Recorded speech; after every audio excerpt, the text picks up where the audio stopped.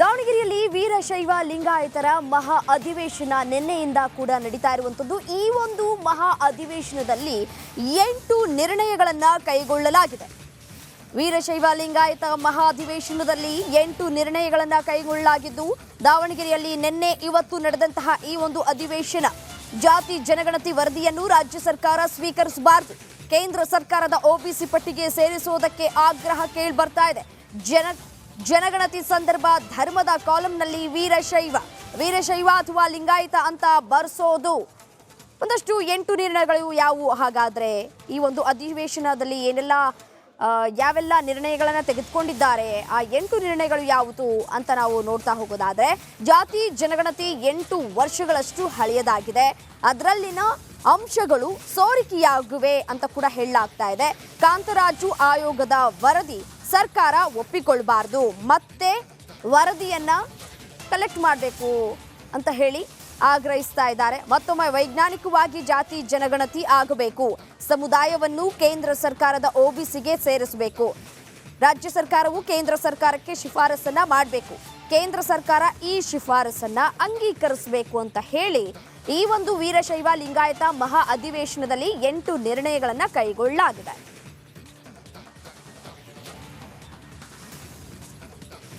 ಅರಿವಿಲ್ಲ, ನಡೆ ನುಡಿಗಳಲ್ಲಿ ತುಂಬ ವ್ಯತ್ಯಾಸವನ್ನು ಕಾಣ್ತಾ ಇದೆ। ಆಡುವುದೇ ಒಂದು, ಮಾಡುವುದೇ ಮತ್ತೊಂದು।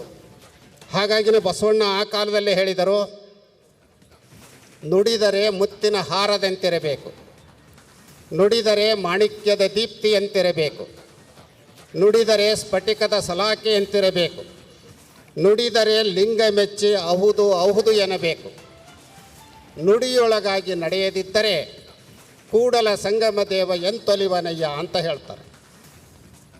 ನಾವು ಒಳ್ಳೆ ನುಡಿ ಆಡೋದಷ್ಟೇ ಮುಖ್ಯ ಅಲ್ಲ, ಆ ನುಡಿಗೆ ತಕ್ಕ ನಡೆ ನಮ್ಮಲ್ಲಿತ್ತು ಅಂತಂದರೆ ಭಗವಂತ ಮೆಚ್ತಾನಂತೆ। ಆ ನೆಲೆಯಲ್ಲಿ ಇವತ್ತು ಅನೇಕ ದುರಭ್ಯಾಸಗಳಿಗೆ ಯುವ ಪೀಳಿಗೆಯೂ ಬಲಿಯಾಗಿದೆ, ಹಿರಿಯರು ಬಲಿಯಾಗಿದ್ದಾರೆ, ಕಿರಿಯರು ಬಲಿಯಾಗ್ತಾ ಇದ್ದಾರೆ। ಹಾಗಾಗಿ ಅವುಗಳಿಂದ ನಾವು ಹೊರಬರಬೇಕು ಅಂತಂದರೆ ಬಸವಣ್ಣವರೇ ಹೇಳೋ ಒಂದು ಮಾತು, ದುರಾಚಾರಿ ದುರ್ವ್ಯಸನ। ವೀರಶೈವ ಲಿಂಗಾಯತ ಅಧಿವೇಶನದಲ್ಲಿ 8 ನಿರ್ಣಯಗಳನ್ನು ನಾವು ನೋಡ್ತಾ ಹೋಗೋದಾದರೆ, ಅದರಲ್ಲಿ ಪ್ರಮುಖವಾಗಿ ಜಾತಿ ಜನಗಣತಿ 8 ವರ್ಷಗಳಷ್ಟು ಹಳೆಯದಾಗಿದೆ, ಅದರಲ್ಲಿನ ಅಂಶಗಳು ಸೋರಿಕೆಯಾಗಿವೆ ಅಂತ ಕೂಡ ಹೇಳಲಾಗ್ತಾ ಇದೆ। ಅದೇ ರೀತಿಯಾಗಿ ಕಾಂತರಾಜು ಆಯೋಗದ ವರದಿ ಸರ್ಕಾರ ಒಪ್ಕೊಳ್ಬಾರ್ದು, ಮತ್ತೊಮ್ಮೆ ವೈಜ್ಞಾನಿಕವಾಗಿ ಜಾತಿ ಜನಗಣತಿ ಆಗಬೇಕು ಅನ್ನುವಂತಹ ನಿರ್ಣಯ ಆಗಿರುವಂಥದ್ದು। ಸಮುದಾಯವನ್ನು ಕೇಂದ್ರ ಸರ್ಕಾರದ ಒಬಿಸಿಗೆ ಸೇರಿಸಬೇಕು, ರಾಜ್ಯ ಸರ್ಕಾರವು ಕೇಂದ್ರ ಸರ್ಕಾರಕ್ಕೆ ಶಿಫಾರಸನ್ನ ಮಾಡಬೇಕು, ಕೇಂದ್ರ ಸರ್ಕಾರ ಈ ಶಿಫಾರಸನ್ನ ಅಂಗೀಕರಿಸಬೇಕು ಅನ್ನೋದು ಅಧಿವೇಶನದ 8 ನಿರ್ಣಯಗಳಾಗಿದ್ದಾವೆ।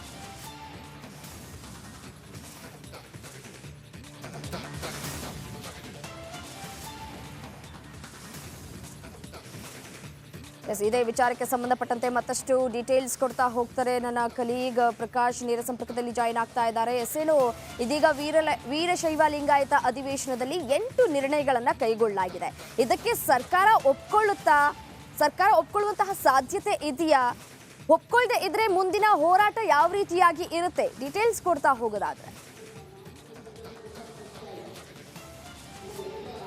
ನಿಜಕ್ರಮ ಏನಂದ್ರೆ, ವೀರಶೈವ ಲಿಂಗಾಯತ ಮಹಾಸಭಾದಿಂದ ನಿನ್ನೆ ಮತ್ತು ಇವತ್ತು 2 ದಿನಗಳ ಕಾಲ ಮಹಾ ಅಧಿವೇಶನವನ್ನು ಏನು ದಾವಣಗೆರೆಯಲ್ಲಿ ಆಯೋಜನೆ ಮಾಡಿರ್ತಕ್ಕಂಥದ್ದು। ಈ ಒಂದು ಮಹಾ ಅಧಿವೇಶನದಲ್ಲಿ ಪಕ್ಷಾತೀತವಾಗಿ ಸಾಕಷ್ಟು ರಾಜಕೀಯ ನಾಯಕರು, ಅದೇ ರೀತಿ ಮಠಾಧೀಶರು ಒಳಗೊಂಡಂತೆ ಬಹುತೇಕ ನಾಯಕರು ಈ ಒಂದು ಮಹಾ ಅಧಿವೇಶನದಲ್ಲಿ ಪಾಲ್ಗೊಂಡಿರ್ತಕ್ಕಂಥದ್ದು।